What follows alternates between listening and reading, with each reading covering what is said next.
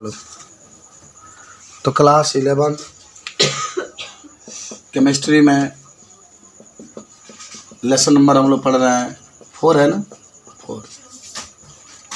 और आज का जो टॉपिक है उसका नाम है वैद्युत संयोजक बंध के बनने के माने वैद्युत संयोजक बंध बनने के लिए परमाणुओं के प्रकृति। देखो ध्यान से, वैद्युत संयोजक बंध बनने के लिए परमाणुओं के प्रकृति के बारे में हम पहले बता देते हैं। जैसे एक उदाहरण लेकर के समझते हैं। वैद्युत संयोजक बंध में NaCl की बात आप करिए तो आप तुलेंगे तो Na+ में और Cl- में। तो आज परमाणु की प्रकृति कैसी होती है, कौन कौन से परमाणु होते हैं। तो आप देखिए कि जो वैद्युत संयोजक बंध होते हैं, जैसे NaCl भी एक वैद्युत संयोजक बंध का उदाहरण है। तो इसमें Na+ में होता है, Cl- में होता है। तो आप कहेंगे कि जो वैद्युत संयोजक बंध होता है इसके बनने की प्रकृति के बारे में कि वैद्युत संयोजक बंध तभी बनता है, उसमें एक धातु होता है और एक क्या होता है, अधातु होता है। धातु जो होता है उसके अंदर जो होता है ना, इलेक्ट्रॉन त्यागने की कैपेसिटी पाई जाती है। जितना इलेक्ट्रॉन त्यागेगा उतना उसके ऊपर धनायन का चिन्ह आ जाता है। बात समझ रहे हो। और जो अधातु होता है जैसे क्लोरीन है, तो वह उसके अंदर इलेक्ट्रॉन ग्रहण करने की प्रवृत्ति होती है। जितना इलेक्ट्रॉन को ग्रहण करेगा उतना उसके ऊपर किसका चिन्ह आता है, ऋण आयन का चिन्ह आ जाता है। कुछ याद हुआ आपको। माने जो धातु होता है जितना इलेक्ट्रॉन त्यागेगा उसके ऊपर धनायन का चिन्ह आ जाता है, और जो अधातु होता है उसको जितना इलेक्ट्रॉन को ग्रहण करता है उसके ऊपर ऋण आयन का चिन्ह आ जाता है। बात समझ में आए। अच्छा, तो धनायन का चिन्ह रहा और एक किसका चिन्ह है, ऋण आयन का चिन्ह रहा। अब इसमें एक और चीज़ बता देना है कि जो धातु होते हैं वो प्रबल धातु होते हैं, और जो अधातु प्रबल अधातु होते हैं। हालांकि आप कह सकते हैं ना कि जो धातु होते हैं वर्ग 1 और वर्ग 2 में होते हैं, पढ़े हैं ना। अरे हलीना की तरफ से फरिया भिखमंगे का शहर बड़ा, यानी वर्ग 1 और वर्ग 2 में धातु होते हैं। और जो अधातु होते हैं वह वर्ग 17 और वर्ग 16 और 17 के होते हैं। वर्ग 16 में उससे टिप ऑक्सीजन वाला आ जाएगा, और 17 में फिर कल बाहर INT जो आ जाएगा। ये कुछ बातें आपकी थी, कुछ सीखे क्या बोला मैंने।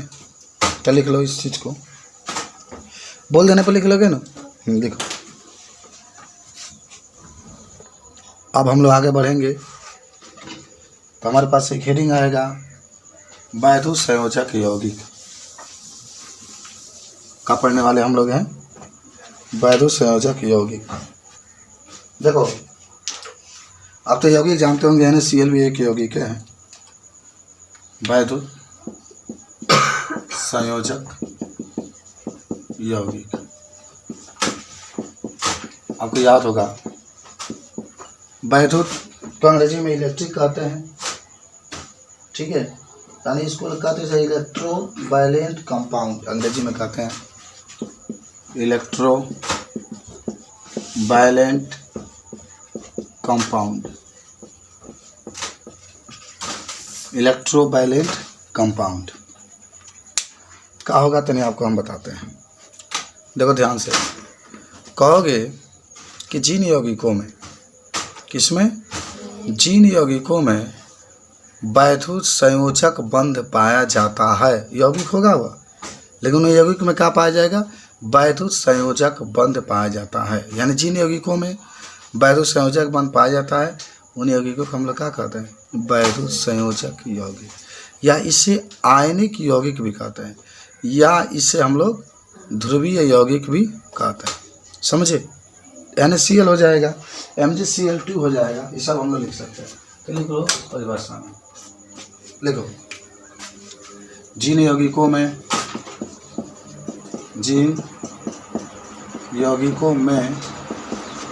वैद्युत संयोजक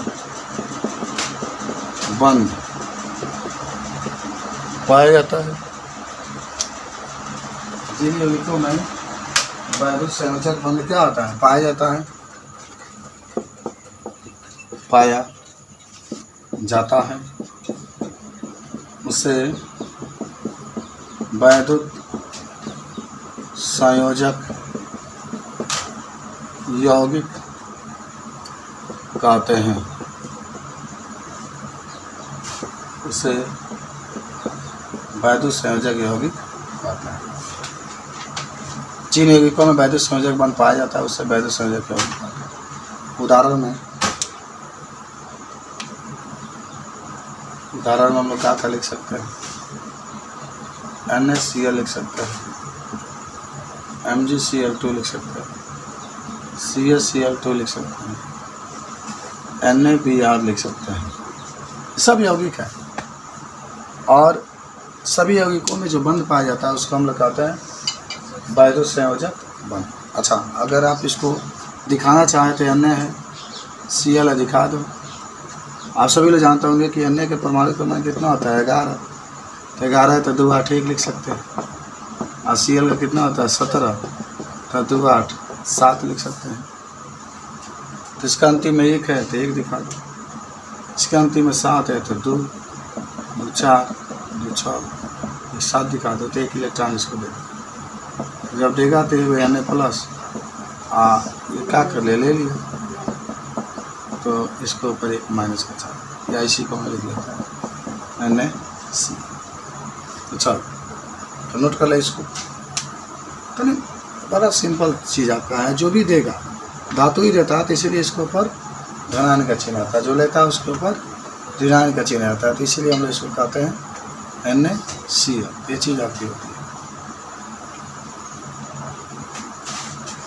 हो गया। तो वैद्युत संयोजक यौगिक, यौगिक का मतलब होता है जिन यौगिकों में वैद्युत संयोजक बंध पाए जाते हैं उन्हें हम लोग वैद्युत संयोजक यौगिक कहते हैं। जहाँ पर देख रहे हैं हम उसको बता भी सकते हैं। समझ गए?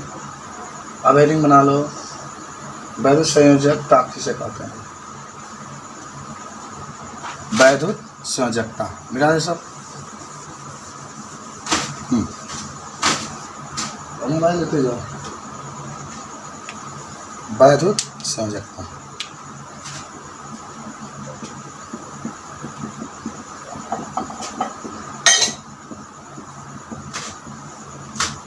ये पूछिए आपसे।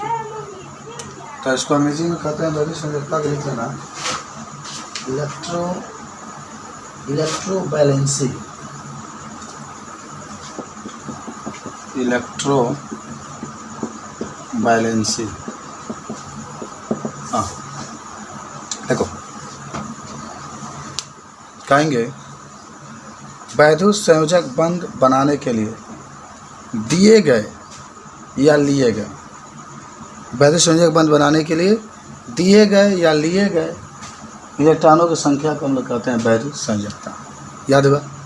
माने वैद्युत संयोजक बंध कब बनेगा? जब कोई इलेक्ट्रॉन देगा तभी तो बनेगा। तो वैद्युत संयोजक बंध बनाने के लिए दिए गए या लिए गए इलेक्ट्रॉनों की संख्या को हम लोग क्या कहते हैं? वैद्युत संयोजकता कहते हैं। या स्थानांतरित इलेक्ट्रॉनों की संख्या को भी हम लोग वैद्युत संयोजकता बंध कहते हैं। जैसे मान लो NaCl है तो Na तो देगा ना, Na देगा लेकिन Na लेगा नहीं, केवल दे देगा, कहेगा कि ले लो। और किसको देगा? Na क्यों देता है? Na के जैसे Na का 11 होता है ना, 2 8 1, ये चाहेगा कि जो हमारे अंतिम कोष में 1 है वो क्यों रहे। हमारा अंतिम कोष में 8 रहेगा तो अस्थायी संरचना प्राप्त कर लेंगे। तो 1 वह क्लोरीन को दे देगा, क्योंकि क्लोरीन अगर है तो उसका अंतिम में 7 होता है, अगर 1 मिल जाए तो 8 हो जाए। इसीलिए ये क्या करता रहता है? लिख लो, वैद्युत संयोजक बंध बनाने के लिए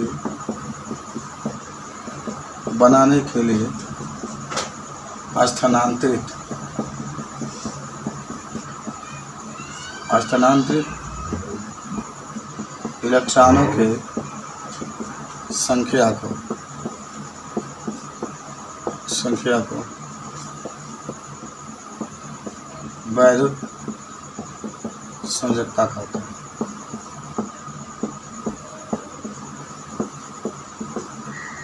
वैद्युत संयोजक बंध बनाने के लिए स्थानांतरित इलेक्ट्रॉनों की संख्या को वैद्युत संयोजकता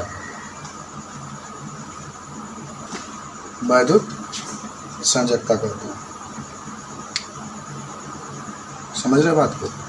तो मान लो कि अगर NaCl है, MgCl2 है, चाहे CaO है, तो बताओ इसमें Na की संयोजकता कितनी? Na की माने वैद्य संयोजकता की बात करें हम, तो आप Na की कितना बता सकते हैं? एक होता है ना, एक होगा। यहाँ Mg का कितना हो जाएगा और Ca का कितना हो जाएगा? ये सब वैद्य संयोजकता का मान है।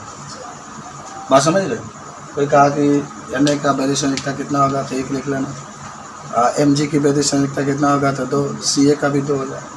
तो इस तरीके से माने वही कहा गया कि स्थानांतरित जो इलेक्ट्रॉनों की संख्या होती है उसी को हम लोग क्या कहते हैं? वैद्युत संयोजकता कहते हैं। इसको नोट कर दीजिए,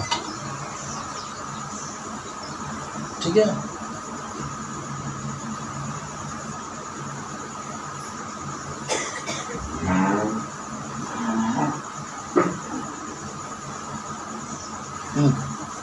लिखा गया। अब हमारे पास हेडिंग आएगा वैद्युत संयोजक यौगिक के लक्षण। वैद्युत संयोजक यौगिक के लक्षण, अंग्रेजी में कहते हैं कैरेक्टरिस्टिक्स ऑफ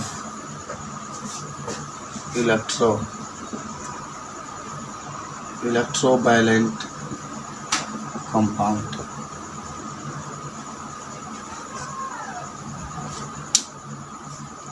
देखिए,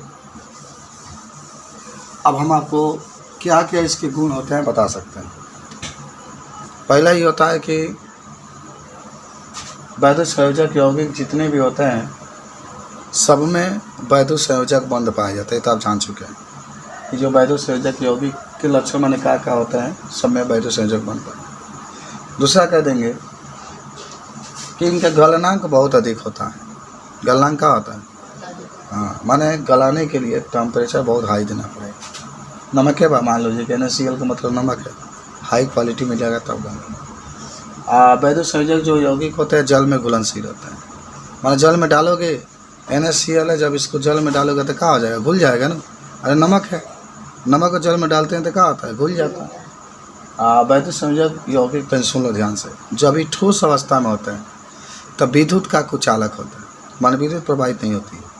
नमक में अगर सूखा हुआ है तो उसमें लाइट नहीं जाएगा, लेकिन जब इसको जल में डाल देते हैं, जल में डाल देंगे तो अपने आयनों में टूट जाएंगे, और Na+ में Cl- में टूट जाते हैं, तब उसमें धारा क्या हो सकती है? प्रवाहित हो सकती है।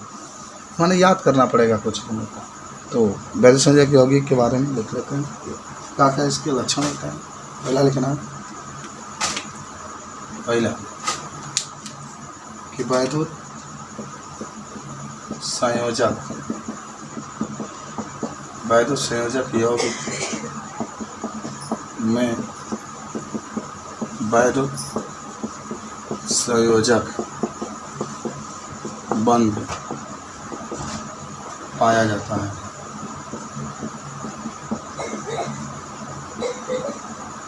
दूसरा, वैद्युत संयोजक यौगिक का गलनांक अधिक होता है। वैद्युत संयोजक यौगिक का गलनांक अधिक होता है।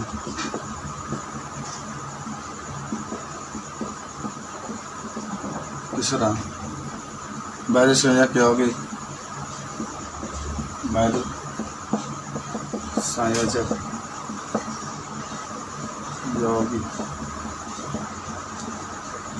जल में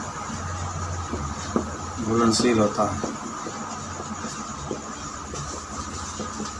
जल में घुलनशील। चौथा, वैद्युत संयोजक यौगिक जब ठोस अवस्था में होता है, ठोस अवस्था में होता है तो विद्युत का कुचालक होता है, कुचालक जब द्रव अवस्था में होता है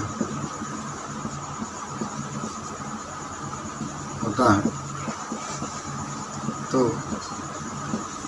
अपने आयनों में टूट जाता है, तो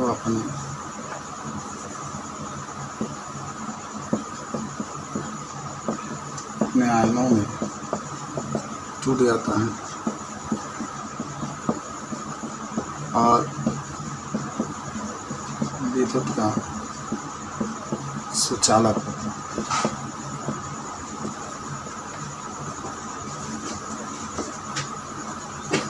सब वैध संयोजक अवधि के लक्षण है, सब बता सकते हैं। ये कार्बनिक विलायकों में आघूर्णनशील होता है। पांचवा लिख लेना,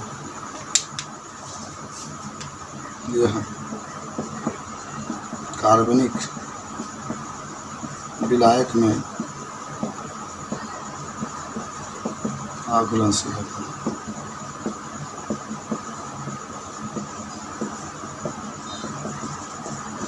ये इसका लक्षण है, याद रखिएगा।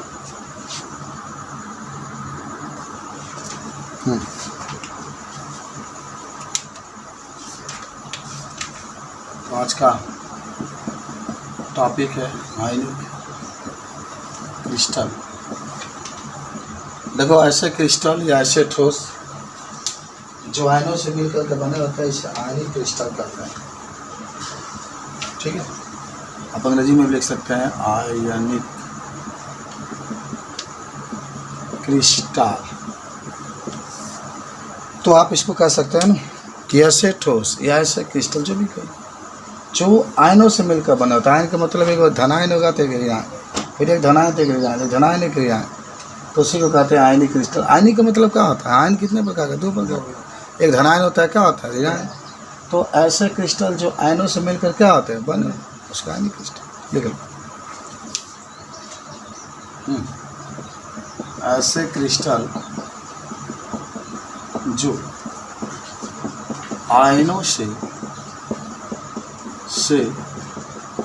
मिलकर बने होते हैं। क्रिस्टल का मतलब कोई ठोस हो गया, NaCl ले लो ना, Na+ में Cl-, जो आयनों से मिलकर बने होते हैं तथा इसमें धनायन और ऋणायन,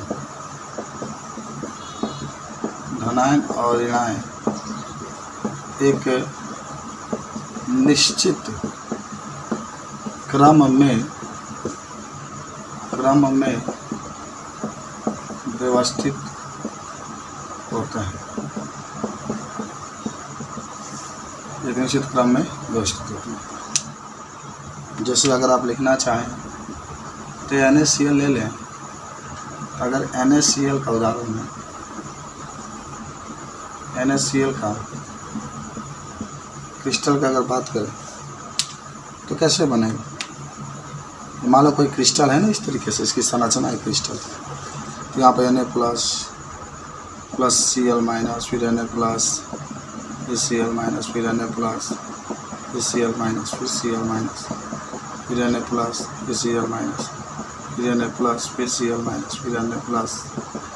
फिर Na+, फिर Cl-, फिर Na+, फिर Na+, फिर Cl-, Na+, फिर Cl-, Na+, Cl-, Na+,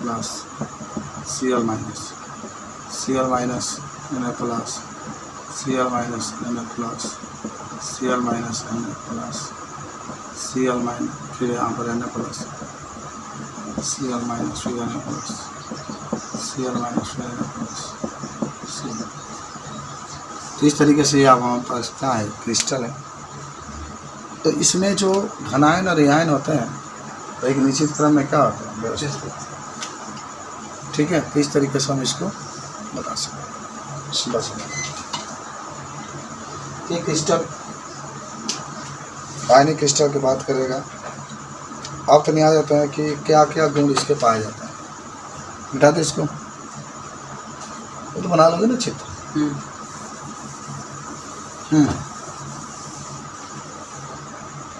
आयनिक क्रिस्टल के लक्षण। आयनिक क्रिस्टल के लक्षण यानी आप कहें कि कैरेक्टरिस्टिक्स ऑफ आयनिक क्रिस्टल। देखो ध्यान से, जब आयनिक क्रिस्टल की बात करेगा ना तो आप कहेंगे इसमें कि आयनिक क्रिस्टल यानी कैरेक्टरिस्टिक्स ऑफ आयनिक क्रिस्टल। तो आप पहला ही कह देंगे कि जितने भी होते हैं ना, इनका माने सामान्यता पर इनका वाष्पदाब बहुत कम होता है, बहुत कम है पर माने वाष्प में बदल जाते हैं। दूसरा ही कह सकते हो कि ये कठोर और भंगुर होते हैं। कठोर का मतलब दाबला पर नहीं दबता है और भंगुर का मतलब टूट जाते हैं। और तीसरा ही कह दो कि ये ध्रुवीय विलायक माने जल में घुलनशील होते हैं, लेकिन अध्रुवीय। अध्रुवीय का मतलब कार्बनिक विलायक में घुलनशील होते हैं। इनका वाष्पीकरण ऊष्मा का मान अधिक होता है। इनका गलनांक और क्वथनांक भी क्या होता है, अधिक होता है। हालांकि ये ठोस अवस्था में रहते हैं तो विद्युत का कुचालक होते हैं, लेकिन जब पानी में डाला जाता है तो अपने आयनों में टूट जाते हैं। तो जब आयन में टूटेंगे, जब धनायन और ऋणायन रहेगा तो विद्युत का क्या होते हैं, सुचालक होते हैं। इस तरीके से आप इसको हम लोग क्या कर सकते हैं, बता सकते हैं। कोई दिक्कत है? नहीं दिक्कत है, थोड़ा सा लिख लेते हैं। हाँ, पहला लिख लीजिए कि इनका सामान्य ताप पर इनका वाष्पदाब कम होता है। दूसरा, इसमें भंगुर तथा कठोरता का गुण पाए।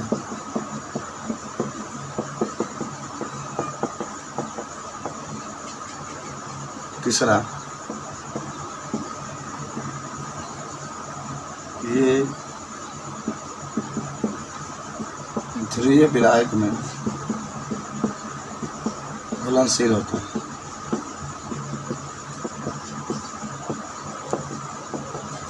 चौथा, ये अध्रुवीय विलायक में विलायक मतलब जल।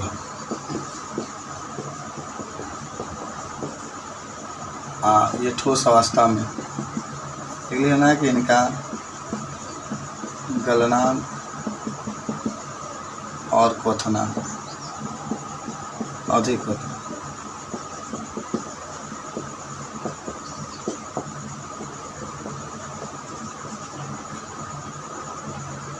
ये जल में हो गया।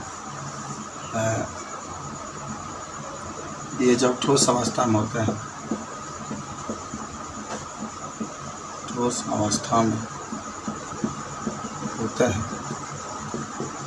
तो विद्युत के कुचालक होता है। कुचालक का मतलब धारा प्रवाहित नहीं, लेकिन जब द्रव अवस्था में होते हैं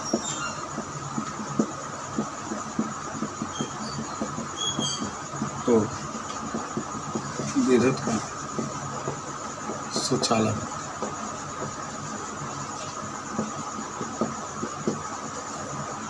नोट कर लो इसको।